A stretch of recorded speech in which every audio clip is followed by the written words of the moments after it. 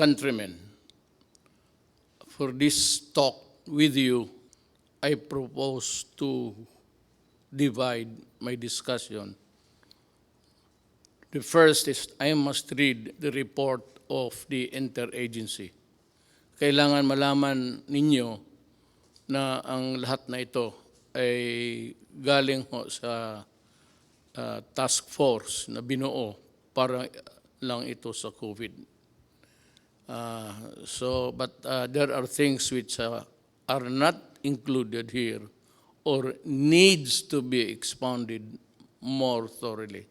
Then I will discuss it in the second stage of my talk by just answering the questions that have come to me officially, mga sumbong ng tao through text, and there are about 1,000 really. But we, endeavor to read it so that malaman ng tao kung ano ang nangyayari sa sitwasyon natin ngayon.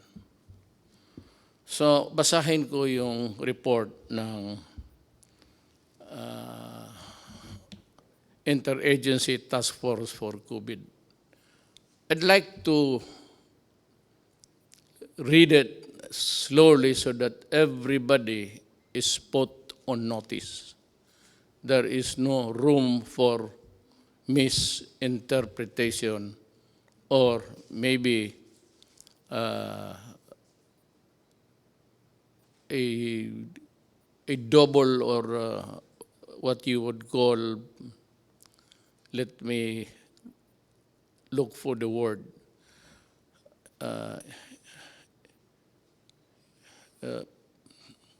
I forget, but I'm sure it will come back to me.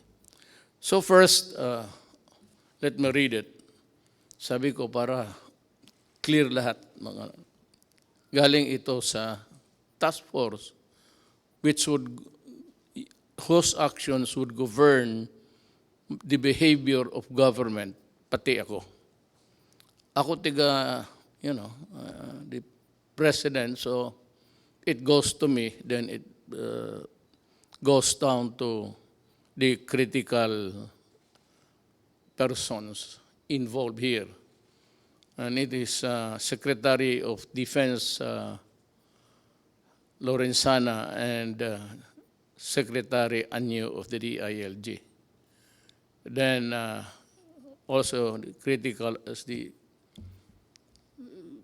mga manager sa ating economy, pati yung nag-i-implement sa actual distribution. Binigay ko kay General Bautista. Retired na yan sila lahat, all civilians. But I have to have the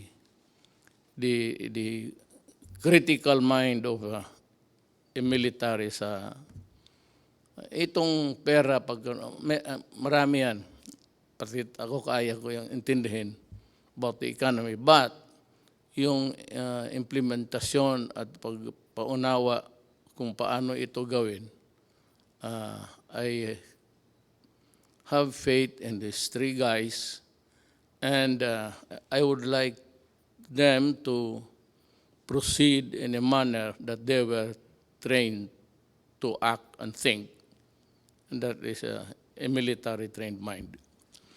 Our resources through the Bayanihan Heal as One Law has been mobilized, implemented. Yung iba nakatanggap na, yung iba wala pa. So as I go along, try to understand what I'm saying. I am reiterating that our most vulnerable citizens, especially the poorest of the poor, must receive the government's assistance immediately o hindi patayan sa gutom. Alam ko na we cannot just focus or zero in itong the poorest of the poor. It's actually it has bloom into something ginagamit sa politika, mga politiko na will go for the poorest of the poor. Pero yan talaga ang totoo. marami ang may gusto. I will discuss it when I reach the point raised by Governor Remulla of Cavite, which I think is valid. We'll try to remedy whatever kung may pulot pa tayo sa daan. The economy is not moving, stand still, so wala tayong kita. Ang ginagamit natin, ito na yung nireserba natin na pera. Nung pinagyayabang ko na may pera tayo, it's 300 billion. Mabutit na lang nandyan talaga. Kaya kung hindi, kung minaldas ko yan ng mga project na karamihan naman kukurakot, mas mabuti pa, sabi ko, na itong pera na tinago ni Dominguez, pero may order na tipid ka talaga, tipid tayo. Hindi natin ito pera, tipid. So that's what we do in the cabinet. I am really, alam nila yan, and you can ask all of them. Allergic ako sa paghingi na ng pera ang project ng mga cabinet members. Yung iba, hindi ko talaga pinipirmahan. Ayaw ko lang sabihin, may iba dito involved sa 270 billion. Sabi ko kay Mijaldia, kindly tell the cabinet member that I am not signing his program. Not because I do not trust him, but talagang isali na lang natin sa lahat kasi kukulangin tayo. Tapos yung poorest of the poor, yun namang hindi poorest of the poor, magrereklamo yun kasi sila, yung minsan yung nang umuupa lang ng bahay, kumikita ng buwanan. Yung poorest of the poor, yan yung araw-araw na hindi makakain kung hindi makatrabaho. Or wala ng trabaho. Ito namang yung tawag natin sa middle income, yung kanila, makaupa lang ng bahay na medyo maganda sa subdivision, then may kunting pera sila para dideposito nila for the rainy days. Now, what is really very sad is that the rain has arrived.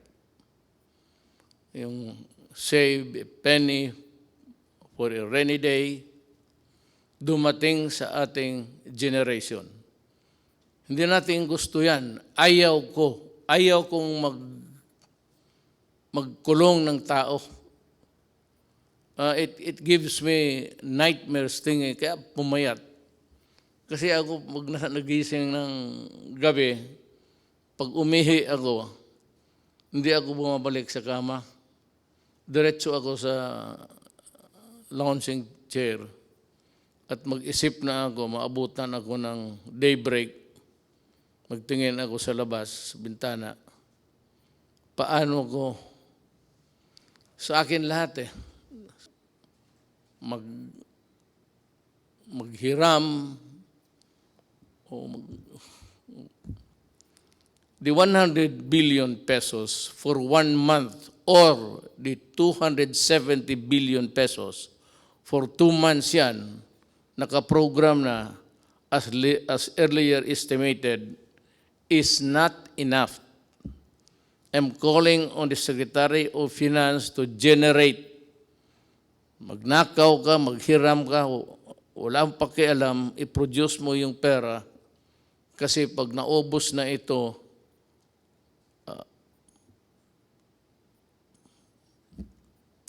hindi ko malaman. Itong COVID na ito talaga yung tunay na at the start sinabi ko sa inyo. Bantay kayo dito, bantay tayo. Talagang yayarain na itong COVID na to. It might not really cripple a country, but it will, of course,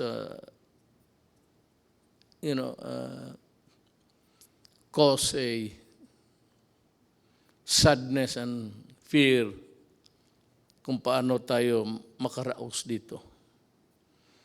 We are exploring options to adjust our budget.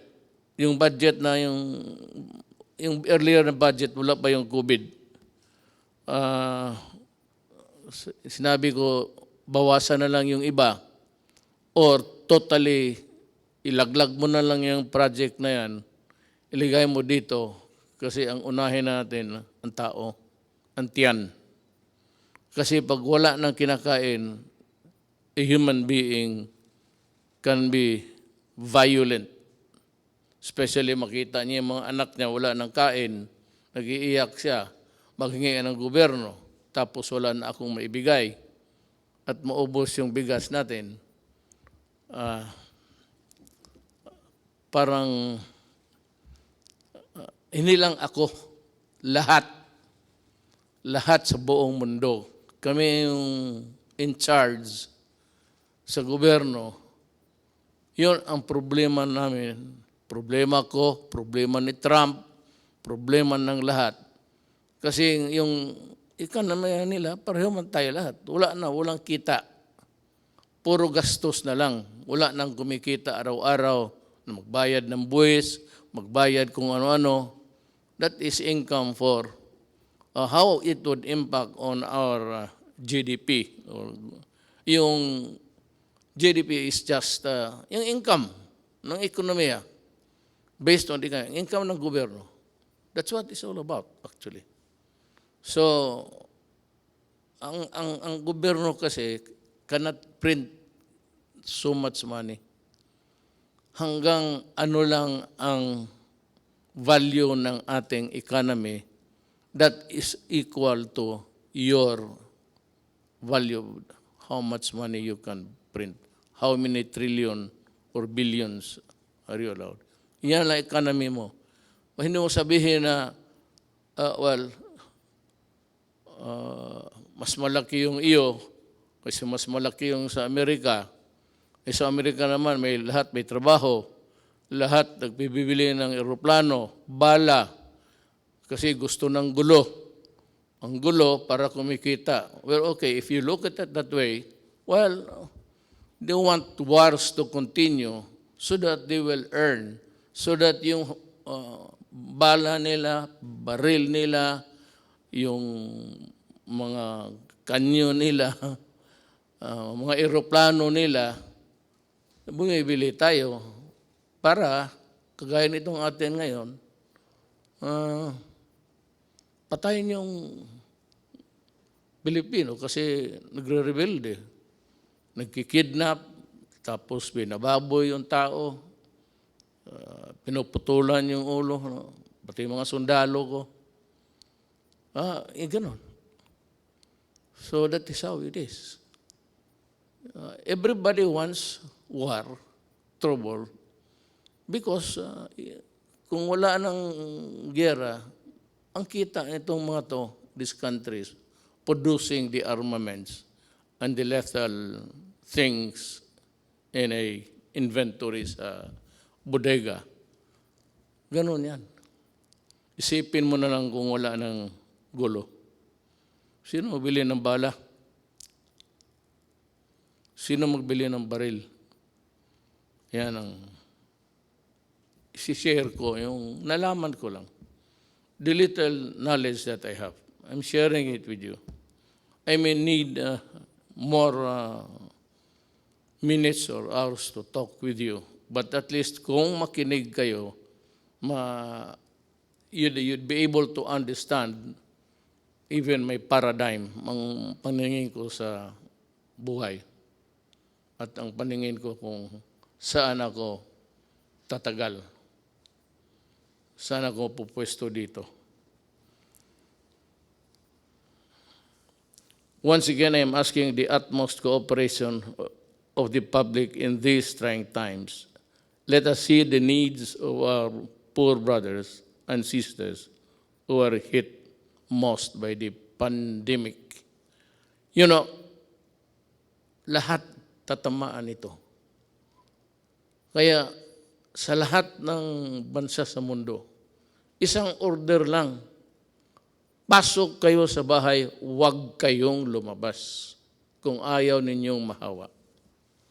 But for those people, Filipinos, who have to, go out to earn a living sa mga palengke, makikita mo naman, nobody's obeying the order. And,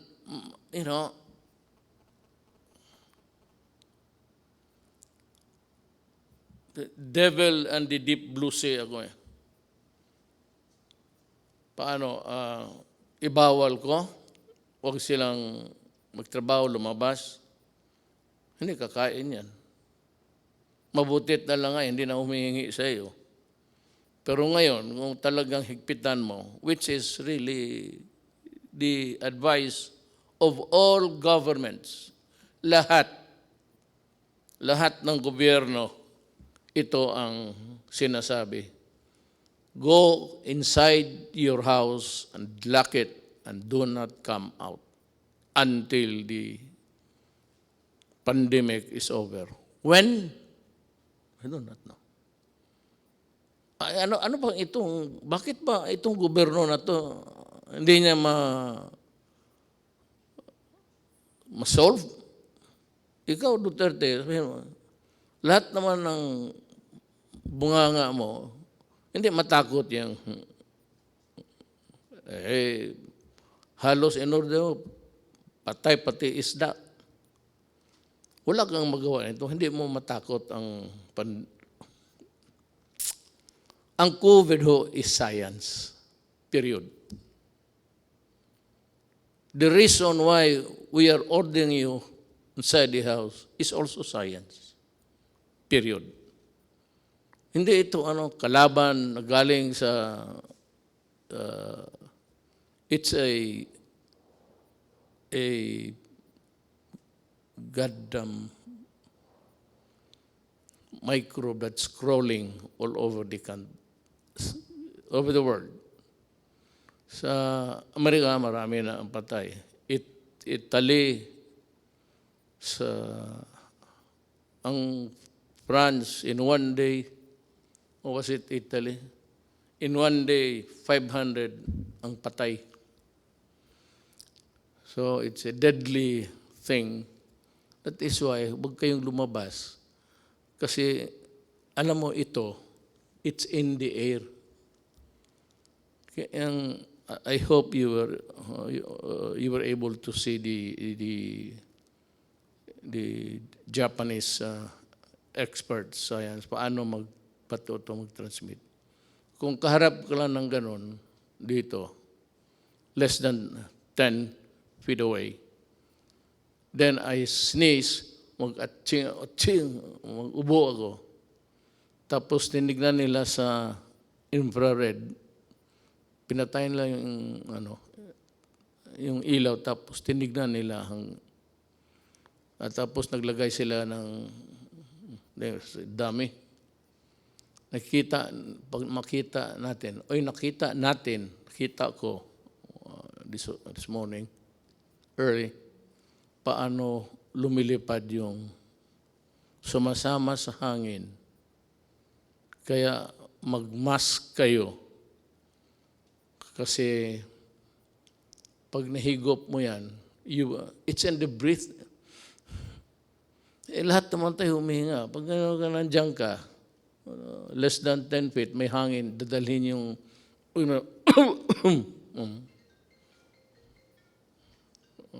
nagtawag na yung si microbe. Yan ang explanation ko. Bakit? Wala tayong panalo dito. Hindi ito. Kung mabaril lang ito, wala. Natapos na ito. Bigay ko lang sa isang kumpanya na sundalo. Dito, sa likod, maraming sundalo dyan. Hindi, tapos na sana ito. Pati sundalo nito. Kaya naawa ako sa mga sundalo at mga pulis. I hope that you understand. Kaya that was the reason why. Nagkatotoo ta prophetic. Dinoblik ko yung sweldo nila. At maraming pumalag. Teachers and all, bakit inuna ko? Sabi ko, you know, yung mga pulis pati yung military, utusan yan ang buhay ng bayan. Pag may sunog ang pulis, pag may gulo ang military, pwede silang mamatay. Kaya nga ako, umiinit yung ulo ko. Pag sinabi ng mga, pinuputol yung sabi ko, I said I was laying down the predicate. Alam mo yung mga tao talaga, yung mga opisyal, mga former generals pa, ikakat nilang paglumaban at ang buhay ng pulis or military nasa alanganin, baril kayo at sa ulo mo, kundi aabutan ka. And the classic example was yung sa Caloocan. I think it was about 2 months ago. 8? Or was it last year? Yeah. Nilapitan niya yung adik. May dalang knife. Lumapit ang pulis. Lumapit rin, lumaban. Naunahan pa ang pulis na saksak, patay. Ayaw ninyong maniwala na ang adik, sira ang utak para mo tinapakan mo yung sarili mong utak at binalik mo sa ulo mo. Puro ulol yan. Kaya lahat naman ng pumasok dyan, talagang ulol. Kaya magmanaalanganin yung gobyerno. I will not allow na mamatay yung puli o sundalo o civilian tapos mabubuhay itong mga kriminal, mga adik. Ngayon magsabi kayo, COVID ngayon, quarantine, magnegosyo kayo.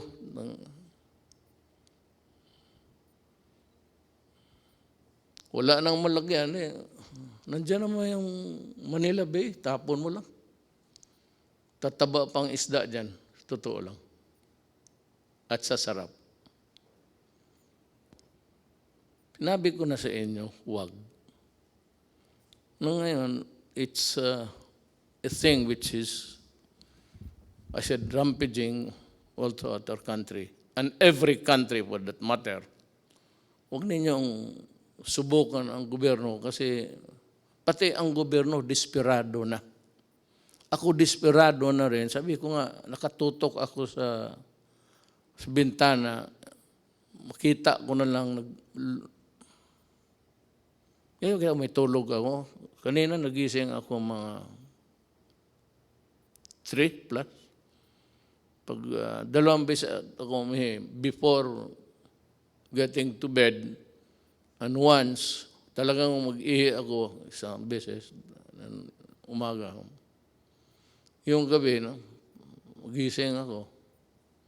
Nakatutok ako sa madilim na langit. Well, it's a private thing, but nagdadasal ako.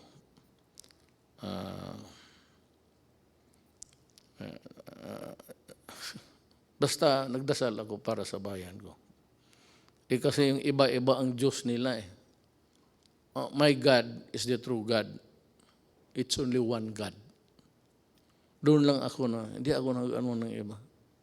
One God lang ako para isang salita lang. Hindi na marami pa akong intermediary. Parang santo, checkpoint yan. Diretso ako. So hindi na ako nagsisimba. At ang Diyos ko is God the Father. He's only one.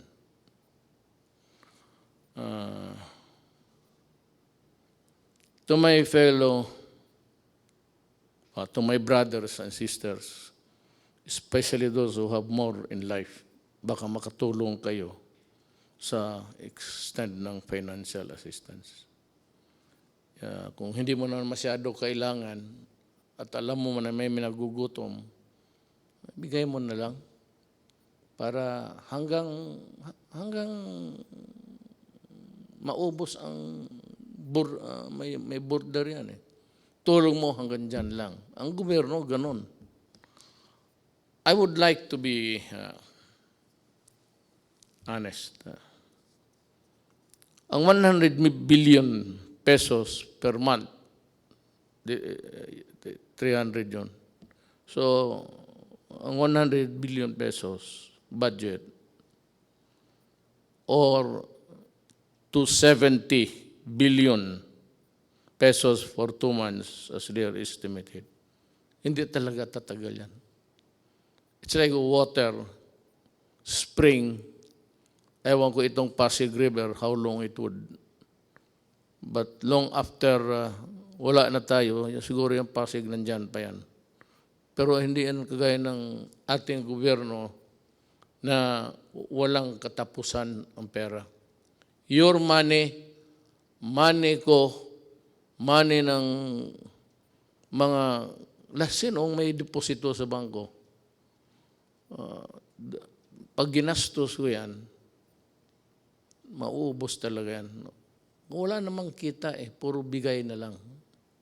So that is a problem. Kaya sana, Bisaya pa, dili na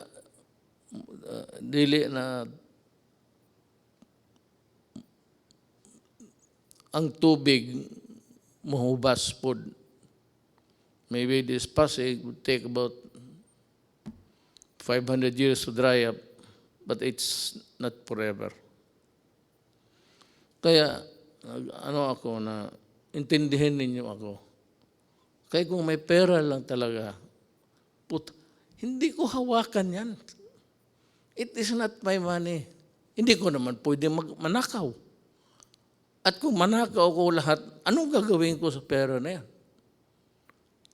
Ang edad ko, I just turned 75 last month.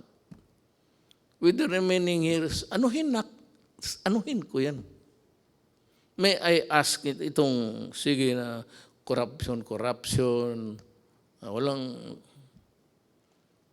ngayon itong mga nagpa-posturing, may sabihin ka, ang sentence mo, pulisya na, ang sabihin lang na, bawal yung magpatay ang pulis. Nasira tuloy kung ano at bakit ka pwedeng patayin. At may bakit na hindi dapat pumatay ang gobyerno, o pulis o military. Nawawala tuloy sila kasi nagle-lecture, bawal yan. Alam mo, kayong mga opisyal na pulis, dumaan man kayo. Tignan natin yung record ninyo. One of these days. Sige nga. Magprangkahan tayo. Ilabas natin lahat. Ilabas mo kung ilan ang pinatay ko. O ilan ang kabit ko. At ilabas ko rin kung ano kayo. At sabi nga, nagpapahiro. Stop it. Kukurnihan ang mga tao niyan. Na may mga salita kaagad kayo, balik ta rin. Yung naman ngayon, hindi pwede yan, dalawa, kasi bawal sa konstitusyon. Hindi nila alam, binabasa ko, batas mismo. Under the Constitution. Yung mga style na gano'n. So what's new? What's new with more than what is new? Ito nakasalasay ang I hope I pronounce it correctly. Nakasalay ang bayan natin sa pag-unawa sa ating isa't isa. Wala naman akong makuha sa inyo. Nagbabayad ako tuloy. Pati ako binabayaran. Daldal kayo ng daldal. Wala naman, alam ninyo, wala namang income. So, sino pinaparinggan ninyo? Sino yung trying to be smart elect. Yan ang nasa gobyerno yung iba. No, do not compete with me because you are not a lawyer and a lot of you, no, you do not know your law. Kapag sabi ko ako, fiscal ako, 8 years ako nagtatrial. Lahat, anong kaso, rape, murder, police, pinatay, police, nagpatay. So, huwag kayong mag-compete kasi may kulang eh. Tapos yung kulang ninyo, I will supply it and then ma-insulto kayo. So next time, look for a valid issue. Kung yung, basta may sinabi ka, lalo na yung favorite na extrajudicial death, lukso ka agad, maraming magsalita. Para lang makasalita. Wala namang ginagawa. At hindi naman nagawa nung nandoon kayo. You know?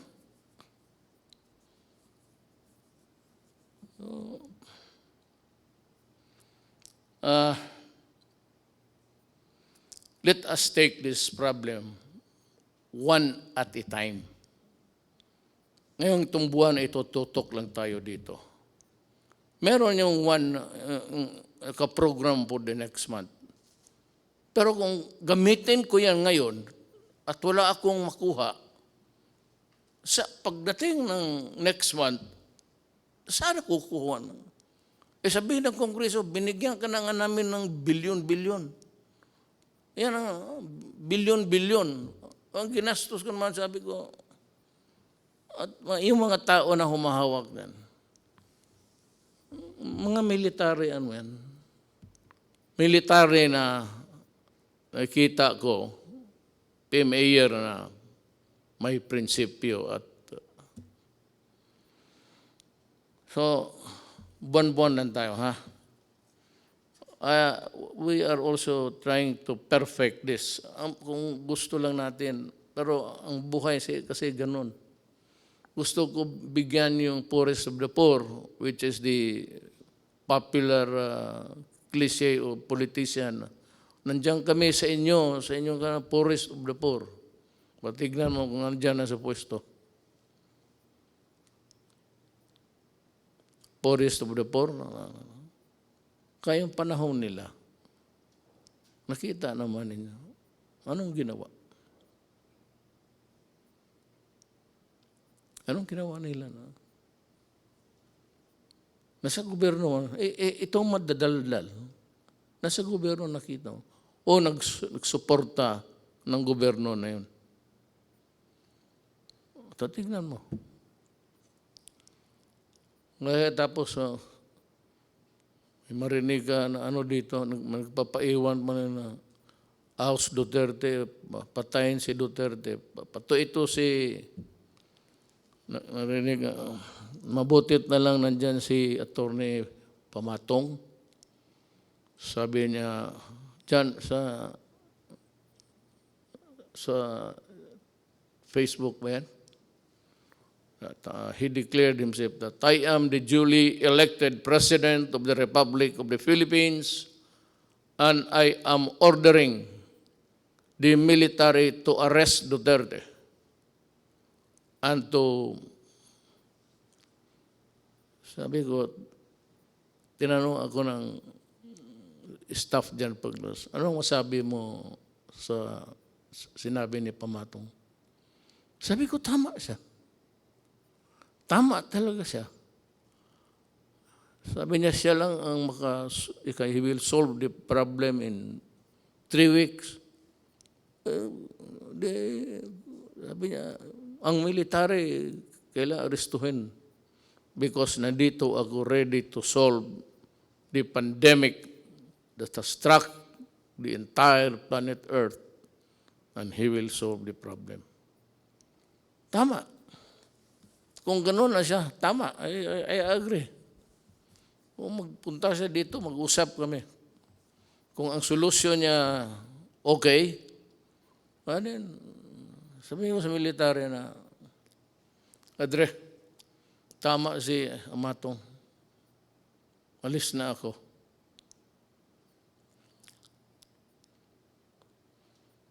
yung private sector, kung makatulong lang kayo. Alam mo bakit? Hindi yung private sector na yung buwanan lang rin ang sweldo pero may bahay, either financing o umuupa sa category, unfairly though, middle class na yun sila. So sila, sinulatan ako ni Governor John Vic Remulla. He said, among the memo dumating sa akin is, ang humingi nito, among them is Governor John Vic Remulla, who is appealing to include the middle class in their constituency because kailangan rin nila. Ako, I agree. I know the political, economic horizon of the country. At least, nung akin lang, yung maliit kong sabi ko, hindi ako nagyayabang, maliit lang yung akin, how I deal with the problem. Alam ko, at kung maari lang, isali ko sila. But can they be included in the 270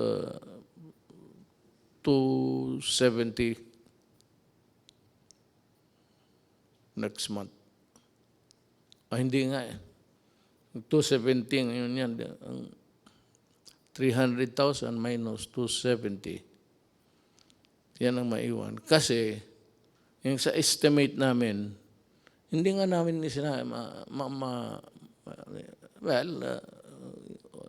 yung ilan ba dito talaga yung middle class na, at yung middle class na floating lang, nandun dyan lang.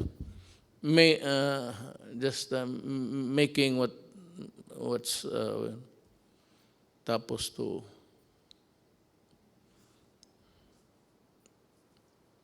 both ends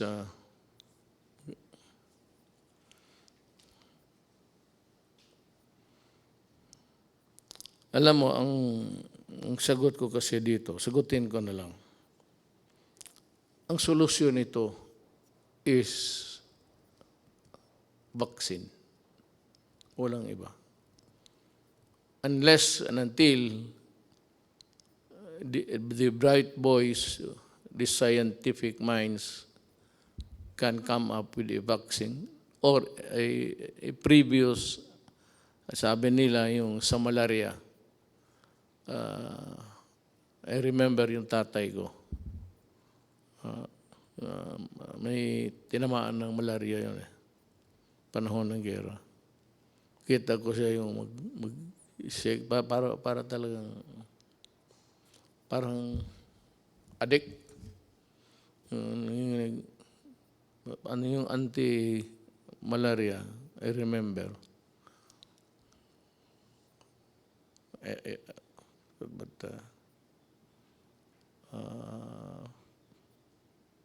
mamaya sabihin ko. Alam mo, there are things, but I will like to, ayaw kong sabihin ko na hindi ko isali yung sa task force. Kasi sila yung mga doktor, sila yung mga economists, sila yung lahat ng tipon-tipon. Tapos experts ng anong field, infectious diseases or whatever. And they are better and to be there to help solve the problem. Tayong ako abogado, wala talaga ako. Wala akong maitulong except gaganuin ko lang kung ano ang mabuti sa bayan na huwag mo baliktad. Pero kasabi nga dito, the resources is not infinite. Infinite is everlasting. It's finite. Finite is hanggang may border lang talaga. So sa buhay na ito, lahat talaga may border, pati ang buhay mo. O whatever it is, pera mo, Maraming mga mayaman dito noon, panahon estudyante po kami. Ngayon wala na. Because, ganun ang, ganun ang buhay. There's not enough money to go around. Ang gusto kong maintindihan ninyo, na itong problema natin, talagang problema ito. Kung ayaw ninyong maniwala, edi kayo, basta ang pangkontra nito is stay home at huwag kang mahawaan because it's in the air. Nandyan sa hangin eh. Pero hindi niya magtagal yung mga virus sa labas, sa init.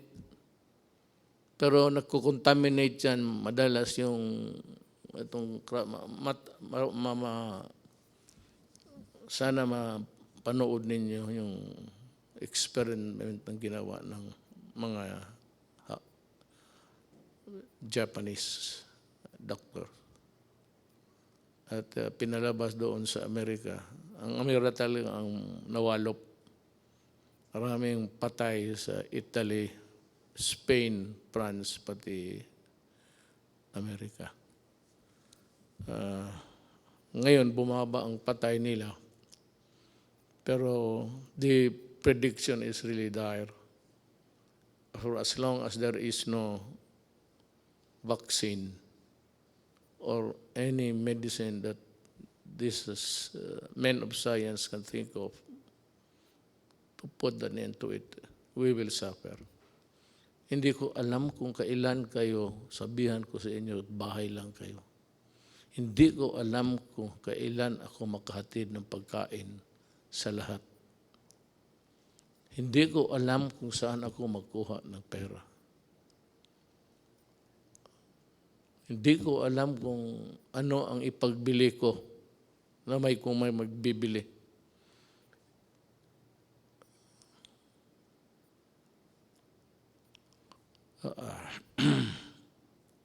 So just stay alert. Makinig tayo sa, hindi ito trabaho ng abogado ha. Trabaho ito ng mga medical experts pati men of science. Hindi, kami, I just happened to be here. I just happened to be here to my chagrin maybe. Bakit sa panahon ko tumama itong mas matindi ito sa gira. Walang kalaban eh, hindi mo makita. Kaya kita mo pati lahat, pati Taliban, takot sila. Lahat. Kasi yung pawis lang, sagaran mo yung pawis. Yung distance rule, social distancing. Okay, I just say, distant rule. Isundin lang ninyo. Kung hindi ninyo masunod, well, I would say na, hindi naman kasiguro kayo mamamatay. I hope not. I hope that you will not get sick. I hope that you will not die. Alam mo bakit kung mamatay ka? Sabihin ko sa iyo, galing hospital o saan ka clinic, your body can only be handled by people who are fully protected. Hindi ka na makahawak kung sino yung namatay. Ayoko nang magbanggit ng ano pa. Basta kung sino yung namatay, hindi mo mahawakan. Balot, diretso yan, tapos diretso sa sunugin crematorium.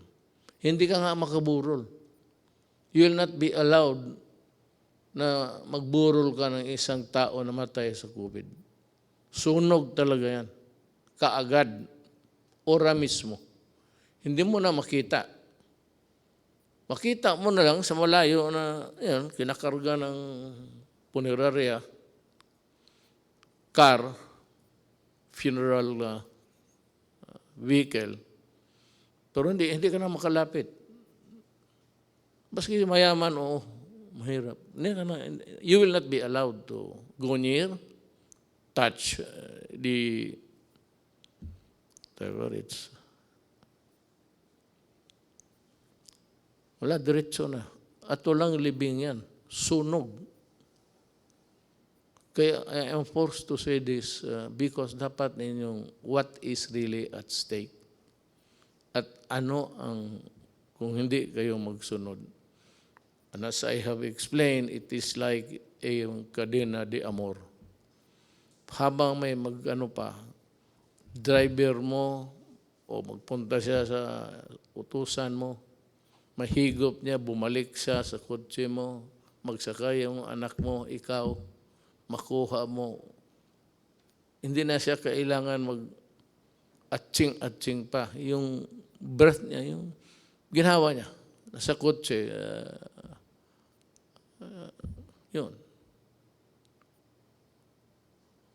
O anak mo, payagan mo, mag-socialize, mag-inuman, tapos may yung isa, may tama pala, kasi ang tatay niya galing sa tapos isang kwarto, hindi niya alam na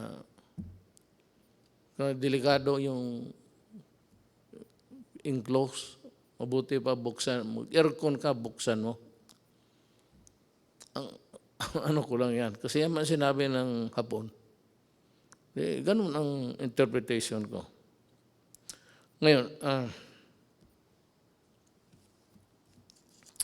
kailan matapos ito, Duterte, ang paghirap mo sa amin? Hindi po. Handa po akong, sabi ko, kung totoo yung pinapahirapan ko yung Pilipino, anytime po, sabihin ni Amatong bababa na ako, at sinabi ng military, totoo yan, subukan niya itong 3 weeks. Okay. Wala naman akong dyan para makatipid tayo sa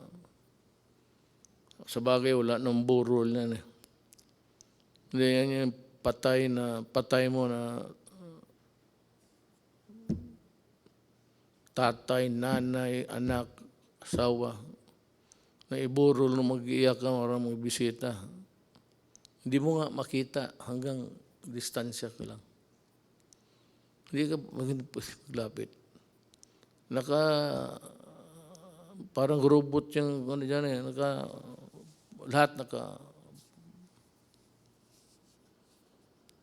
sila lang pwedeng humawak, sila lang pwedeng magpasok doon sa burner ng katawan. Sila lang. Ikaw, tingin ka sa malayo. Yan ang consequence ng COVID. Ayaw kong sabihin yan. Pag yan ang totoo.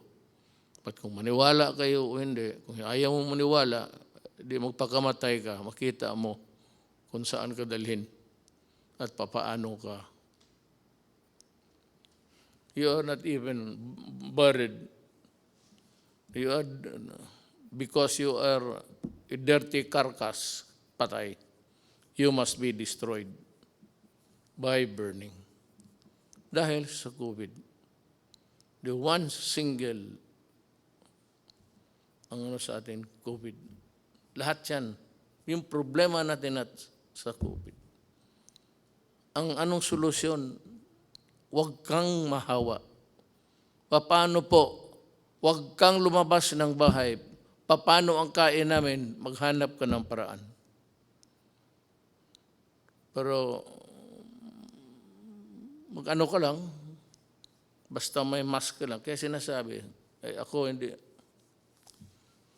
yung mask na, hindi naman ako magsasalita dito na parang gangster.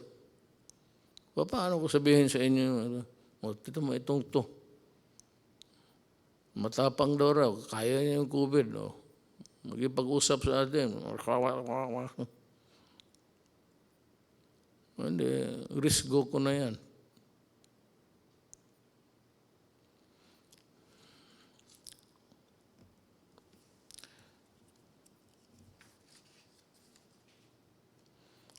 It's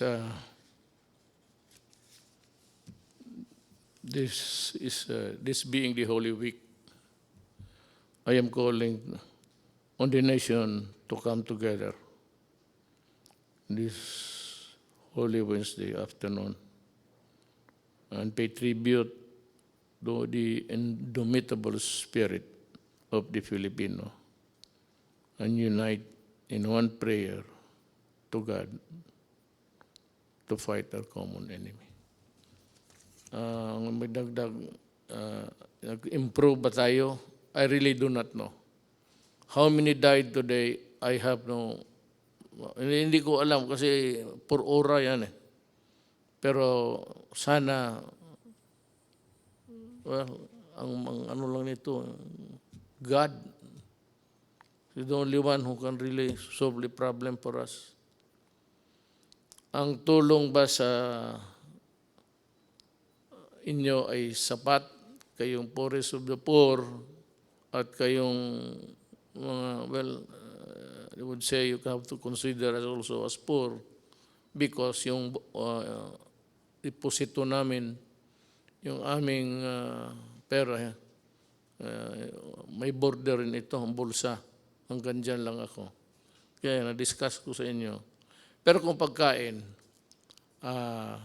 may makain ba tayo? Bigas, I will try. I will try. Maghanap ako paano ang paraan. The greatest danger dito is doon tayo bumibili sa kanila. Ayoko lang sabihin I do not want to mention the country. But kung sabihin nila, alam mo, sabihin ko magbili pa ako kasi maubos na. Sabihin nila na, sorry, ito, hindi namin alam kung gaano katagal to. Mag-i-reserva lang namin. Maya na pagkatapos sa COVID, pwede kang pabilihan ito. So, kailangan ng categorical statement from me coming from the Interagency Task Force. Ang lockdown, wala talagang solution. Pero kung ayaw ninyong maniwala, take the risk. May mga tao rin talaga, alam mo sa totoo lang, I'd want to be, hindi ako nagbabastos ng tao. And just trying to explain sinishare ko nga sa inyo kung ano ko yung nakuha sa buhay, na pag-aralan ko sa buhay. Not necessarily sa eskwelahan. Alam mo, kung magdating ito, talagang maging crisis, hawa dito, hawa doon.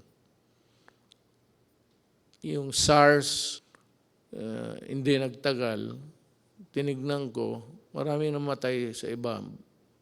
Pero dito, wala masyado. Ang sabi ko lang, I am not posturing a position here.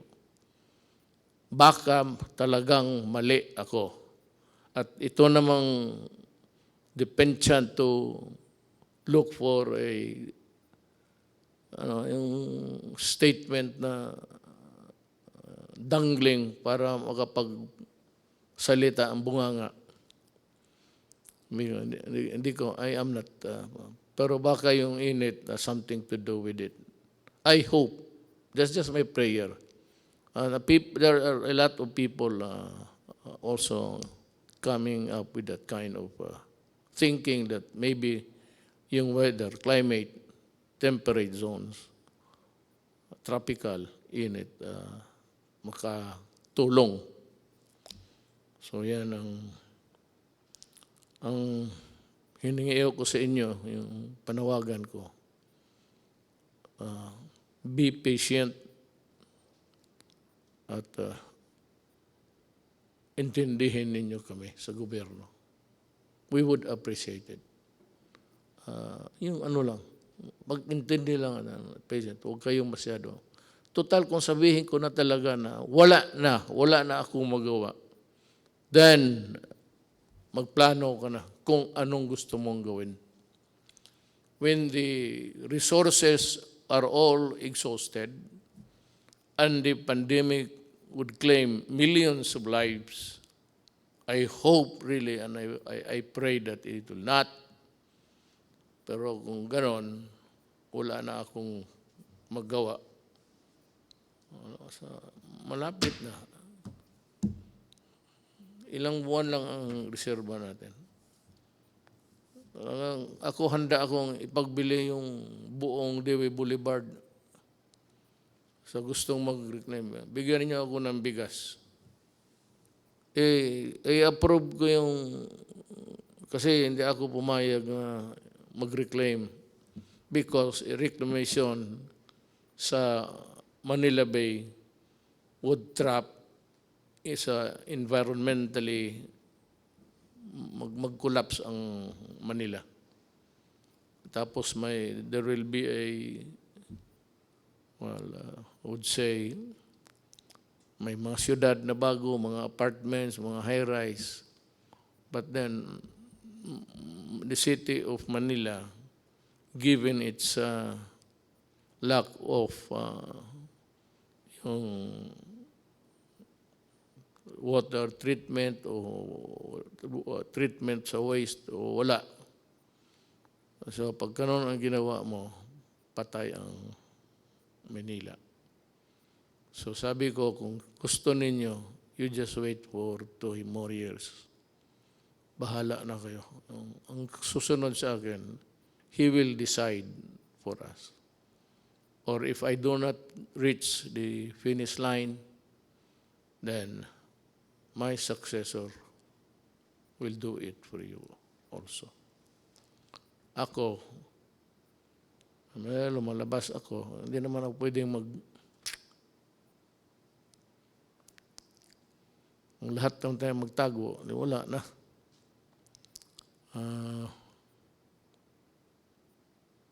I have also to magsusugal rin ako. If you really want to know, we have discussed it actually even before this. We are inclined to extend the lockdown up to April 30. Tignan natin after that. In the meantime, magdo-double time kami doon sa tinatawag ninyong middle class. How is it defined or arrived at correctly? We will talk about this. I address myself to the people who have the money now to help, pati yung mga employers. Alam mo, tulungan ninyo ang gobyerno, ang bayan natin. Kasi pag bumagsak ang gobyerno, bagsak kayong lahat. Sabi ko nga, I end this with a prayer. Yun ang, gusto ko lang masabi rin ang ano nga sa utak ko para maintindihan rin niyo ako. At sana next time I would talk to you, baka mag-improve na ang situation. Whatever be the correction, kung makorek itong, it's an anomaly sa ating buhay sa mundo. May ganun eh. So, if it can be corrected, lahat naman tayo, we only did if it's time. He created the world, planet Earth, and if God wants it ended, so be it. Salamat po.